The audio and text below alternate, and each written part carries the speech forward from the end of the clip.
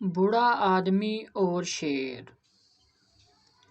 ایک غریب بوڑھا لکڑہارا اپنے بڑے سے کنبے کے ساتھ جنگل کے قریب واقع ایک چھوٹی سی جھونپڑی میں رہتا تھا۔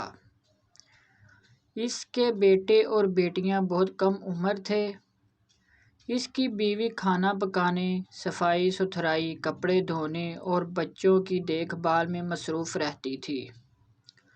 بوڑھا جنگل میں جا کر لکڑیاں کاٹ کر لاتا تھا اور اسے ایک گٹھڑی میں باندھ کر اپنے گدھے پر لادتا اور قریبی گاؤں کے بازار میں جا کر بیچتا اور اس طرح کنبے کا گزارا ہوتا تھا۔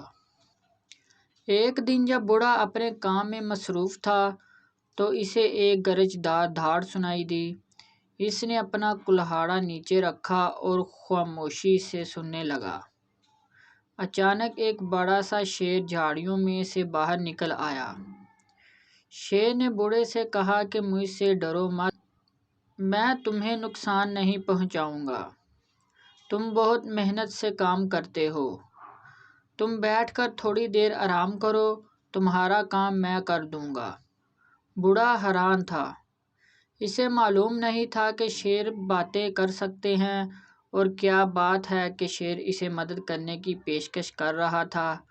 اس نے کہا، تم کتنے مہربان ہو پیارے شیر۔ بوڑھا ایک درخت کے نیچے آرام کر رہا تھا جبکہ شیر کام کر رہا تھا۔ شیر نے جلد ہی ساری لکڑیاں کاٹ دیں۔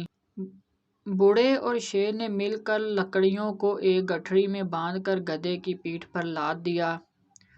بوڑھے نے شیر کا شکریہ ادا کیا اور لکڑیاں بیچنے چلا گیا۔ اگلے دن پھر شیر آیا اور اس بوڑھے کی دوبارہ مدد کی۔ کچھ ہفتوں تک یہ سلسلہ جاری رہا۔ ایک دن کام ختم ہونے کے بعد شیر نے بوڑھے کی گود میں اپنا سر رکھا اور آرام کرنے لگا۔ اس نے بوڑھے کی طرف دیکھتے ہوئے پوچھا، کیا میں خوبصورت ہوں؟ ہاں واقعی تم بہت خوبصورت ہو، بوڑھے نے جواب دیا۔ میں طاقتور ہوں؟ شیر نے پوچھا۔ ہاں یقیناً، بے شک بہت طاقتور ہو، بوڑھے نے جواب دیا۔ کیا میں جوان اور توانائی سے بھرا ہوا ہوں؟ شیر نے پوچھا۔ ہاں ہاں بالکل ایسا ہی ہے، بوڑھے نے جواب دیا۔ کچھ دیر سوچنے کے بعد بوڑھے نے شیر سے کہا، تم میں ایک چیز کی کمی ہے، تمہارے جسم سے بدبو آتی ہے۔ اگر تمہیں کوئی اعتراض نہ ہو تو براہ کرم اپنا سر میری گود سے ہٹا لو۔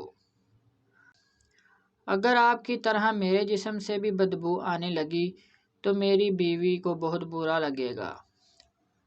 شیر اچھل کر اس کی گود سے اٹھا اور بوڑھے کو کلہاڑی دیتے ہوئے کہا، اسے میری پیٹھ پر مارو۔ بوڑھے نے کہا، میں تمہیں تکلیف نہیں پہنچا سکتا۔ شیر نے کہا، یہ میری خواہش ہے۔ یہ کہنے کے ساتھ ہی وہ دھاڑنے لگا۔ بوڑھے کی سمجھ میں کچھ نہ آ رہا تھا کہ وہ اب کیا کرے۔ آخر اس نے کلہاڑی اٹھا کر شیر کی پیٹھ پر مار دی۔ شیر کی پیٹھ پر گہرا زخم آیا اور خون نکلنے لگا۔ اس سے شیر کا جسم سرخ اور چپچپا ہو گیا۔ شیر جنگل میں واپس چلا گیا اور بوڑھا اپنی لکڑیاں بازار میں لے گیا۔ اگلے دن بوڑھا اپنے کام والی جگہ پر آیا۔ شیر آیا اور اسے دور سے دیکھتا رہا لیکن کوئی بات نہیں کی۔ بوڑھا خوف زدہ ہو گیا۔ وقت گزرتا گیا اور پھر ایک دن اچانک شیر جھاڑیوں کے پیچھے سے بوڑھے کی طرف بڑھا۔ اس نے بوڑھے سے کہا، میری پیٹھ کی طرف دیکھو، زخم کا کوئی نشان ہے؟ بوڑھے نے غور سے دیکھا لیکن اسے کہیں کلہاڑی سے لگنے والی زخم کا نشان نظر نہیں آیا۔ یہ بالکل ٹھیک ہے، کوئی نشان نہیں ہے، بوڑھے نے کہا۔ ہاں، شیر نے جواب دیا، کلہاڑی کا زخم تو ٹھیک ہو گیا ہے لیکن تمہارے سخت الفاظ کا زخم ابھی تک میرے دل پر موجود ہے جو کبھی ٹھیک نہیں ہو سکتا۔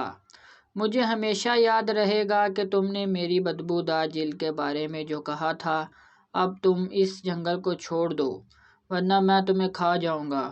اور یہ کہنے کے ساتھ ہی وہ گرجدار آواز سے دھاڑنے لگا۔ بوڑھا جنگل چھوڑ کر چلا گیا اور اس دن سے اسے تمام شیروں سے خوف محسوس ہونے لگا۔ اسی وجہ سے دوسرے لوگ بھی اب شیروں سے خوفزدہ رہنے لگے تھے۔